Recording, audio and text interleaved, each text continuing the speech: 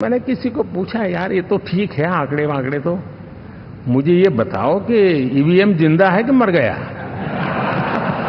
ये लोग तय करके बैठे थे कि भारत के लोकतंत्र और लोकतंत्र की प्रक्रिया के प्रति विश्वास ही लोगों का उठ जाए। मुझे तो लगता था कि शायद इस बार वो ईवीएम की अर्थी का जुलूस निकालेंगे। 4 जून शाम आते आते उनको ताले लग गए, ईवीएम ने उनको चुप कर दिया। नमस्कार, मैं रिया सिंह, आप देख रहे हैं ओसी न्यूज। एनडीए की संसदीय दल की बैठक आज सेंट्रल हॉल में हो रही है। इस बैठक में नरेंद्र मोदी लोकसभा के नेता, भाजपा के नेता और एनडीए के संसदीय दल के नेता के रूप में चुन लिए गए हैं। एनडीए संसदीय दल के नेता चुने जाने के बाद नरेंद्र मोदी ने सभी सांसदों को संबोधित किया। इस दौरान उन्होंने चंद्रबाबू नायडू और नीतीश कुमार की तारीफ की है। आंध्र, मैं अबू बाबू को पूछ रहा था, बोले हिस्टोरिकली ये सबसे हाईएस्ट विक्ट्री है। नीतीश जी ने बिहार के लिए भरपूर सेवा की। हम सबके अंदर केंद्र बिंदु में गरीब का कल्याण केंद्रस्थ रहा है।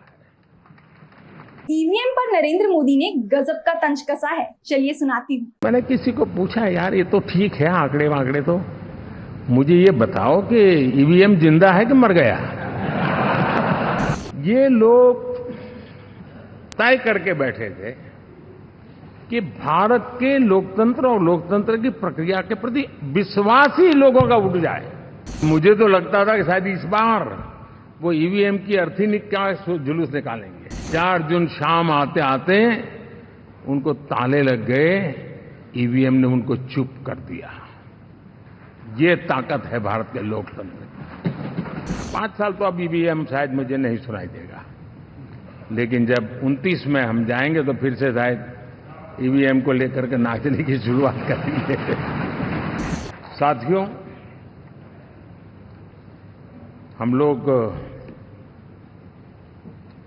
जब 4 जून के नतीजे चल रहे थे, मैं तो अपने काम में कुछ व्यस्त था। बाद में फोन आना शुरू हो गए,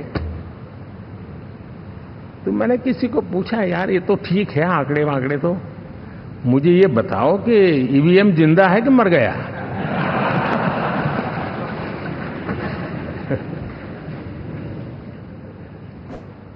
क्योंकि ये लोग तय करके बैठे थे कि भारत के लोकतंत्र और लोकतंत्र की प्रक्रिया के प्रति विश्वास ही लोगों का उठ जाए, और लगातार ईवीएम को गाली देना। और मुझे तो लगता था कि शायद इस बार वो ईवीएम की अर्थी का जुलूस निकालेंगे, लेकिन 4 जून शाम आते आते उनको ताले लग गए, ईवीएम ने उनको चुप कर दिया। ये ताकत है भारत के लोकतंत्र की। ये ताकत है भारत की निष्पक्षता की। ये भारत की ताकत है भारत के चुनावी तंत्र की, चुनाव आयोग की। और मैं मानता हूं कि ये आशा करता हूं कि 5 साल तो अब ईवीएम शायद मुझे नहीं सुनाई देगा, लेकिन जब 29 में हम जाएंगे तो फिर से शायद ईवीएम को लेकर के नाचने की शुरुआत करेंगे, क्योंकि इनके सुधरने की संभावनाएं बहुत कम है। आप देखिए, चुनाव के समय मैंने पहली बार देखा, शायद हर तीसरे दिन इलेक्शन कमीशन के काम में रुकावट आए, इसके लिए सुप्रीम कोर्ट के दरवाजे खटखटाए गए। भांति भांति की एप्लीकेशन, और एक ही टोली थी। और लोकतंत्र के प्रति जिनका भरोभार अविश्वास है, ऐसे लोग सुप्रीम कोर्ट का उपयोग करते हुए कैसे रुकावट डाले, इसका निरंतर प्रयास करते रहे। और चुनाव आयोग की ताकत का एक बड़ा हिस्सा अदालतों में, इस पीक आवर्स में, चुनाव के पीक आवर्स में,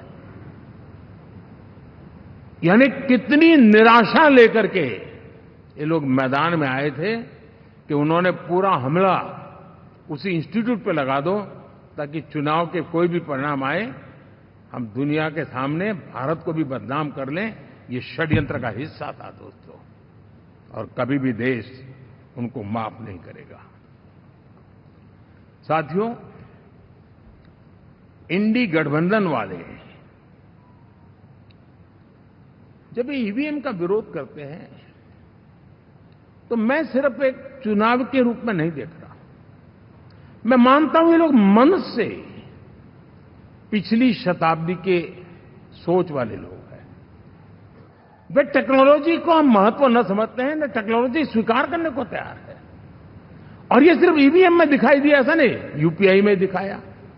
जब हमने कहा कि हिंदुस्तान के लोग डिजिटल ट्रांजैक्शन करेंगे, फिनटेक की दुनिया में आज हिंदुस्तान का नाम हो गया, मानने को तैयार नहीं। अब आपको दिखाती हूं कि नीतीश कुमार ने क्या कुछ कहा और कैसे पीएम मोदी के पैर छुए।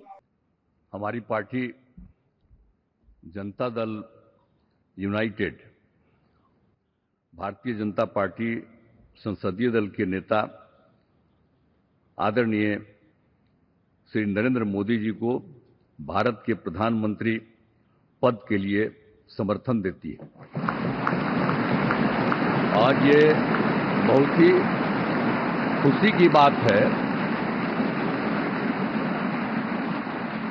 10 साल से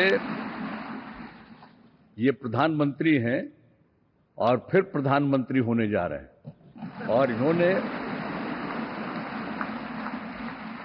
पूरे देश की सेवा की।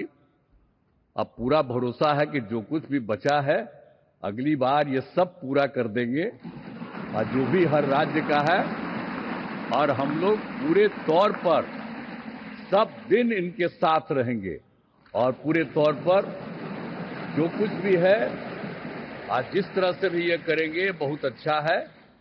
और आप जान लीजिए कि कुछ लोग, हम लोगों को तो अब लगता है कि अगली बार जो आप आइएगा ना, तो इस बार हम देखें कि कुछ इधर उधर कुछ जीत गया है, अगली बार सब हारेगा, हमको पूरा भरोसा है। ये सब बिना मतलब का बात बोल बोल करके क्या किया है? और ये सब कोई काम किया है? उन लोगों ने आज तक कोई काम नहीं किया, देश की कोई सेवा नहीं की है। लेकिन आपने इतनी सेवा की है और उसके बाद इस तरह से हुआ है, तब इस बार फिर जो मौका मिला है, तो इस मौका के बाद आगे अब उन लोगों के लिए कोई गुंजाइश नहीं रहेगा, वो सब खत्म हो जाएगा। अब बिहार, आज देश बहुत आगे बढ़ेगा। अब बिहार का भी तो सब काम हो ही जाएगा, जो कुछ भी बचा हुआ है उसको ही कर देंगे। सबसे पुराना इलाका है, तो इसीलिए हम लोग तो पूरे तौर पर हर तरह से जो आप चाहिएगा उस काम के लिए हम लोग लगे रहेंगे, और बहुत अच्छा होगा। अब जितने लोग साथ हुए हैं अब बहुत अच्छा है, और सब लोग बहुत अच्छे ढंग से अपनी बात कर रहे हैं, तो सब लोग ठीक हैं। हम मिल करके सब लोग चलेंगे और हम लोग पूरा आपके साथ रहेंगे, और आप पूरे देश को कितना आगे बढ़ाएंगे ये बहुत खुशी की बात होगी। यही हम लोगों को कहना है, और मेरा आग्रह यही है कि जल्दी से जल्दी आपका काम शुरू हो जाए, शपथ ग्रहण हो जाए। अब आप इतवार को करने वाले हैं, तो हम तो चाहते थे कि आजो हो जाता तो अच्छा था, लेकिन आपकी जब इच्छा है तो जब भी हो, जितना तेजी से काम हो जाए तो बहुत अच्छा है, और बहुत अच्छा रहेगा। अब इस बार हम लोगों का इससे बड़ी खुशी होगी, और पूरे देश में इसका बहुत ज्यादा फायदा है। इधर उधर कोई करना चाहता है उसको कोई लाभ नहीं है। इसीलिए मैं आपका अभिनंदन करता हूं, और आपके नेतृत्व में सब लोग काम करेंगे, सब लोग चलेंगे इन्हीं शब्दों के साथ। और आप सब लोग इतना खुशी हैं, सब पार्टी के लोग, मैं उनका भी अभिनंदन करता हूं, और यही कहूंगा कि हम सब लोग इनके साथ रहेंगे, और एक साथ होकर के जो कुछ भी करेंगे इनकी बात को मानते हुए हम लोग आगे चलेंगे। इन्हीं शब्दों के साथ बहुत बहुत धन्यवाद।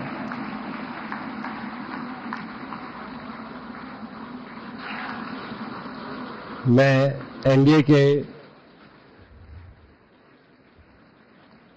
जाते जाते बता दूं कि इस रविवार को प्रधानमंत्री नरेंद्र मोदी तीसरी बार शपथ लेंगे। सूत्रों के मुताबिक करीब 8,000 लोग इस शपथ ग्रहण में शामिल होंगे।